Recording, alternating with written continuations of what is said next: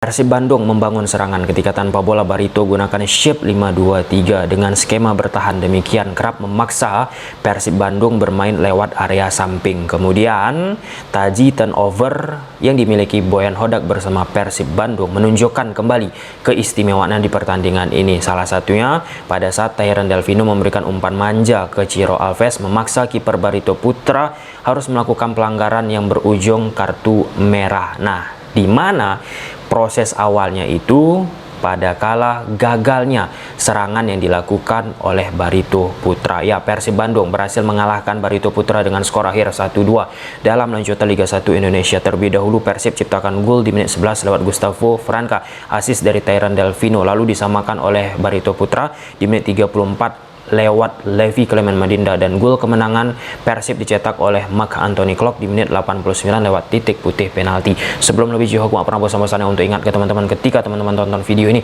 jangan lupa tekan tombol like-nya. Sebelum masuk ke aspek taktikal, aku ingin menyampaikan terlebih dahulu ya, semoga Deddy Kusnandar yang mengalami cedera serius di pertandingan ini teman-teman segera pulih. Tentu Deddy Kusnandar menjadi pemain yang sangat amat vital atributnya terhadap permainan yang ditumpahkan Boyan Hodak bersama Persib Bandung. Ada satu hal yang aku ingat perihal analisis aku teman-teman yang biasa aku sajikan di kanal YouTube Tommy Deski, dan salah satu analisis yang pernah kita keluarkan yaitu impact permainan Deddy Kusnandar bagi Persib Bandung. Saat itu Persib Bandung masih dilatih oleh Robert Rene Albert, dan aku melihat bagaimana luar biasa sekali Deddy Kusnandar ini menampilkan permainannya di atas lapangan. Dan sampai saat kita membuat video ini teman-teman, Deddy Kusnandar di bawah juru latih Boyan Hodak memberikan dimensi baru kan terhadap permainan Persib Bandung. Nah, analisis yang aku keluarkan, yang aku buat perihal Deddy Kusnandar, aku buat tulisannya, aku buat grafisnya teman-teman, dan aku sebarkan salah satunya selain di kanal YouTube aku, di akun Twitter aku @tommy_deski yang sekarang Twitter itu berubah menjadi X. Nah, ketika aku membuat tulisan khusus Deddy Kusnandar di akun X aku, di repost, di retweet oleh Deddy Kusnandar. Ya, well done. Semoga Deddy Kusnandar teman-teman segera pulih dan bisa memberikan dimensi lagi terhadap permainan Persib Bandung teman-teman. Oke, kalau kita lihat susunan formasi di atas kertas, Barito Putra bersama Rahmat Darmawan gunakan pola 1-3-5-2. Nah, Bayu Pradana nomor punggung 13 ini ia posisinya berada sebagai defensive midfielder, sedangkan Lucas Morelato teman-teman posisinya berada di nomor punggung 13. Jadi grafis yang dikeluarkan ini teman-teman dari lapangbola.com, secara penempatan pemain ada beberapa yang tidak tepat ya. Nah, posisi Levi Clement Madinda sudah tepat. Kemudian nomor 5 dari Barito Putra yaitu Meneses berada sebagai center back sebelah tengah.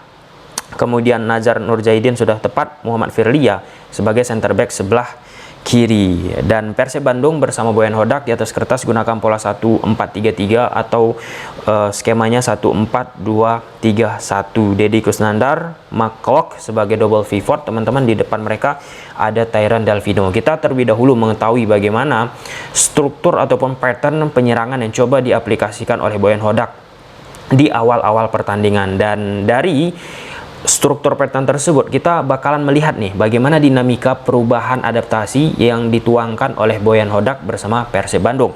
Nah, ini merupakan pattern dasar dulu yang ditampilkan oleh Persib Bandung. Bagaimana pada saat bangunan serangan dilakukan oleh Persib Bandung, Klok itu akan mengisi area yang ditanggalkan lah ya oleh Edo Febriansah. Seperti di grafis ini, dia kerap dan turun teman-teman ke sebelah kiri ataupun mendekat ke dua center back dari Persib Bandung. Ini persis seperti yang dimainkan oleh Klok pada saat mengalahkan Malut United. Nah, sedangkan Edo Febriansah ya pada pertandingan ini ada beberapa kali treatment positioning coba diaplikasikan. Pertama, Edo Febriansah bermain sebagai inverted fullback.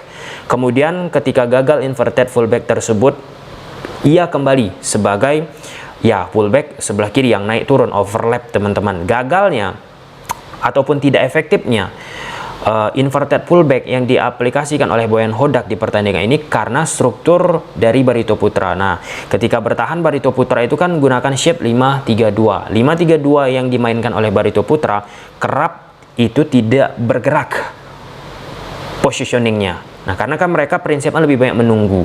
Nah, ketika inverted fullback ini coba diterapkan, itu kan salah satu aspek yang sangat amat krusial bagaimana pemain Persib Bandung ataupun pemain yang melakukan penyerangan bisa itu menarik ataupun merenggangkan, mengikat pemain yang bertahan. Nah, nyatanya dengan bermain lebih menunggu Barito Putra, struktur 5-3-2-nya itu terjaga. Jadi ketika Edo masuk ke posisi inverted fullback di koridor half space, teman-teman, ya tidak efektif, tidak berenergi apa yang coba dicita-citakan oleh pasukan Boyan Hodak. Nah, pada momen ini karena sulit sekali Persib Bandung untuk bermain dari central progression, salah satunya memanfaatkan permainan bypass menuju posisi David da Silva di belakang garis pertahanan dari Barito Putra. Nah, ini skematisasi bagaimana Persib Bandung dipaksa beberapa momentum untuk bermain lewat sektor samping. Nah, Edo Febriansah dicecar, teman-teman. Ketika tanpa bola Barito Putra shape-nya jelas 5-3-2.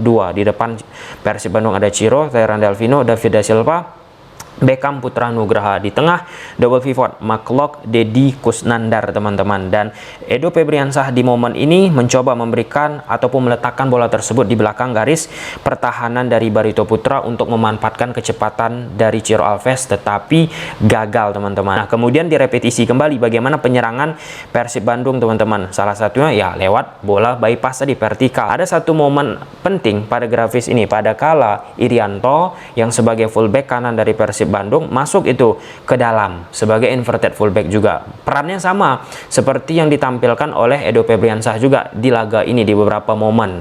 Nah, kenapa nggak terlihat banyak momen Edo sekali lagi ya tertangkap di koridor half space di tempat di teman-teman karena nggak efektif tadi. Nah, serupa juga seperti di grafis ini, Irianto yang masuk ke tengah sebagai inverted fullback itu dimensinya nggak menciptakan juga keterikatan dari struktur 5-3-2 yang dilakukan oleh pemain-pemain Barito Putra. Karena nggak renggang struktur 5-3-2 dari Barito Putra, ya pemain Persib pun akhirnya lagi sulit dan bypass menjadi salah satu opsi di belakang garis pertahanan, namun tidak prima dan mudah dipatahkan. Ketika permainan open play gagal, baik itu permainan bypass, permainan inverted fullback, permainan dari samping, teman-teman, situasi set piece lah yang menjadi pembeda. Nah, di sini terlihat Gustavo Franca tanpa ada pengawalan dari pemain-pemain Barito Putra, dan ini tentu sangat amat mudah bagi Gustavo Franca untuk menciptakan sebuah gol. Assist dari Tyrone Delvino. Aku appreciate atas penampilan Gustavo Franca. Ya, seperti yang sudah kita ketahui di beberapa pertandingan ke belakang, Gustavo Franca performanya itu sedang tidak baik-baik saja. Jika pemain tersebut baik, teman-teman, performanya aku pasti mengapresiasi. Nah, pada case pertandingan saat menghadapi Barito Putra, selain ia menciptakan gol, teman-teman, bagaimana ia membangun serangan lewat kakinya itu, memprogresikan bola lewat kakinya itu, baik itu permainan bypass ataupun permainan bola kaki ke kaki, teman-teman, ya memang menciptakan kekuatan dari upaya bangunan serangan yang dilakukan oleh Persib Bandung. Malah cenderung aku lihat, teman-teman, pada saat pertandingan ini Quivers yang biasanya sangat amat rutin melakukan central progression ataupun permainan vertikal langsung ke depan, itu digantikan perannya oleh Gustavo Franca. Nah, jadi prinsip permainan sepak bola sekarang ya, meski dia pemain bertahan, nggak hanya dilihat atribut bertahannya, tetapi bagaimana kemampuannya juga untuk bisa menciptakan gol ataupun membantu serangan itu dibangun. Ya, walaupun demikian, aku nggak menutupi, teman-teman, banyak sekali hal yang harus diimprove dari sisi defendingnya. Karena ya prinsip pertahanan ataupun yang ingin dibangun oleh Boyan Hodak bersama Persib Bandung ini kan kuat dulu dari sektor pertahanan. Sudah kuat dari sektor pertahanan kan pelan-pelan ada kesempatan baru mencoba menciptakan sebuah peluang, teman-teman. Ketika sudah menciptakan satu gol, perepetisian terjadi lagi bagi Persib Bandung pada saat mereka membangun serangan. Ketika tanpa bola, Barito Putra gunakan shape 5-3-2 di sektor tengah, sulit kan bagi Persib Bandung untuk masuk, dan Irianto juga sebagai inverted fullback ya areanya, positioningnya teman-teman nggak begitu berarti, nggak efektif. Nah, lalu ketika sulit dari sektor tengah, dipaksalah Persib Bandung bermain lagi dari samping. Quivers ke Klok ke area Edo Febriansah, dan Edo Febriansah akurasi passingnya tidak prima menuju ke posisi David Da Silva. Dan setelah proses 1 gol dan perepetisian aliran bola yang dilakukan oleh Persib Bandung, ada kesempatan sebenarnya bagi Persib Bandung untuk menciptakan gol kedua. Nah, berasal itu dari kesalahan pemain Barito Putra. Tyran Delvino, Ciro Alves menghadapi satu pemain Barito Putra ternyata tidak cukup klinis dari eksekusi ataupun finishing yang dilakukan oleh Ciro Alves. Ya, terlihat ketika sudah tendangan tersebut dilakukan oleh Ciro Alves, ada ketidakpuasan tuh dari Ciro Alves, ya perihal kondisi lapangan lah ya, tempat pertandingan Barito Putra menghadapi Persib Bandung. Nah, di saat Barito Putra ketinggalan teman-teman, Barito Putra pun kan pelan-pelan menaikkan tingkat permainannya, dan mereka pun mendapatkan satu kesempatan lah ya dari bola mati, dan Levi Clement Mandinda berhasil mengeksekusi hal tersebut untuk menjadikan sebuah gol. Nah, bagi Barito Putra, apa yang mereka tampilkan teman-teman, ya terlepas mereka berhasil menciptakan satu gol, sebenarnya nggak istimewa banget. Salah satu hal yang sangat amat disayangkan bagi Barito Putra ini bagaimana jarak antar lini pada kala mereka membangun serangan. Nah, 3 pemain dari Barito Putra, 3 backnya teman-teman, ke sektor tengah itu jauh banget jaraknya. Atau ketika 3 pemain belakang dari Barito Putra, kan Barito pakai formasi 3 back, sudah mengalirkan bola, 3 pemain tengah dari Barito Putra itu kurang aktif. Nah, ada momen sudah aktif ini 3 pemain tengah dari Barito Putra untuk mendekat ke 3 pemain belakang dari Barito Putra pada sesi build up. Nah, 3 pemain tengah ini jaraknya terlalu lebar dengan pemain di depan Barito Putra. Nah, jadi ya permainan bypass menjadi salah satu opsi, dan itu tidak efektif ya. Terlihat apa yang terjadi di atas lapangan, termasuk juga passing-passing datar pun karena jarak yang lebar tadi antar pemain teman-teman, itu sangat amat sulit untuk bisa diciptakan sebuah koneksi bagi Barito Putra. Lalu di awal-awal babak kedua, Deddy Kusnandar seperti yang sudah kita sebutkan tadi, pemain Persib Bandung mendapatkan cedera yang serius, dan pergantian tentu dilakukan oleh Boyan Hodak teman-teman.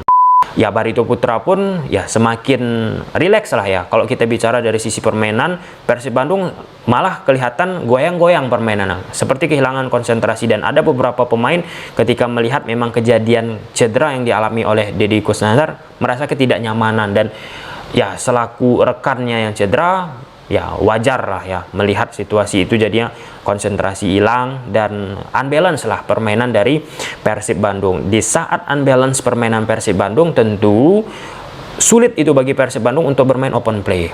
Nah, 1-2 sentuhan mentok, permainan bypass pementok, dan kekuatan dari Persib Bandung ini seperti yang sudah kita katakan, yaitu turnovernya, transisi. Ini salah satu contoh teman-teman, transisi ataupun serangan dari Persib Bandung ketika Barito Putra hilang bola dari posisi Adam Alis ke Irianto. Irianto langsung memberikan bola atas ke posisi Ciro Alves untuk melakukan pergerakan, dan terciptalah sebuah peluang, dan template tersebut pun sama ini seperti proses Persib Bandung mendapatkan penalti dari turnover ataupun serangan dari Barito Putra yang gagal patah, berhasil diambil oleh pemain Persib Bandung. Bola tersebut didapatkan oleh Gustavo Franca, dan Gustavo Franca dengan cermatnya memberikan bola ke posisi Tyran Delvino. Setelah Tyran Delvino positioningnya pun bagus ya, melakukan scanning, dan Tyran Delvino memberikan bola enak lah ke posisi dari Ciro Alves, dan terciptalah sebuah penalti bagi Persib Bandung, dan Maklok bisa menciptakan sebuah gol. Nah,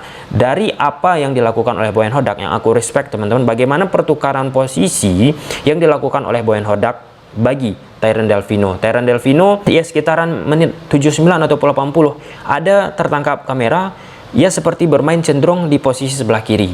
Kemudian Ciro Alves masuk ke tengah, masuk ke sentral bersama dengan David Da Silva. Kenapa aku mengapresiasi hal demikian? Nah, sejak awal pertandingan, salah satu kekuatan Persib Bandung itu bagaimana memanfaatkan bola bypass di belakang garis pertahanan Barito Putra.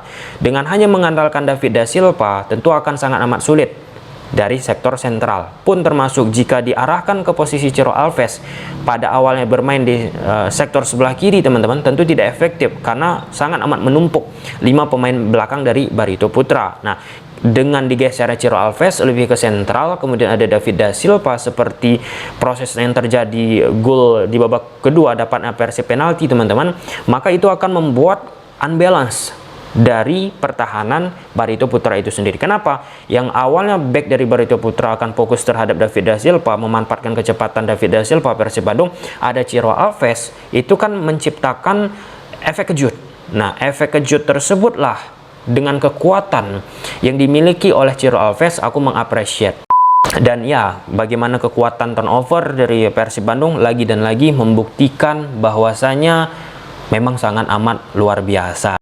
Nah, aku harap sih teman-teman tonton juga nih video pembahasan taktikal yang sudah kita sajikan bagi Persib Bandung di sebelum-sebelumnya, karena dari satu pertandingan ke pertandingannya akan berkorelasi, seperti pertandingan Persib menghadapi Malut kemarin. Nah, banyak tuh atribut-atribut diulangi juga nih pada saat menghadapi Barito Putra, dan ya ada beberapa atribut yang berjalan.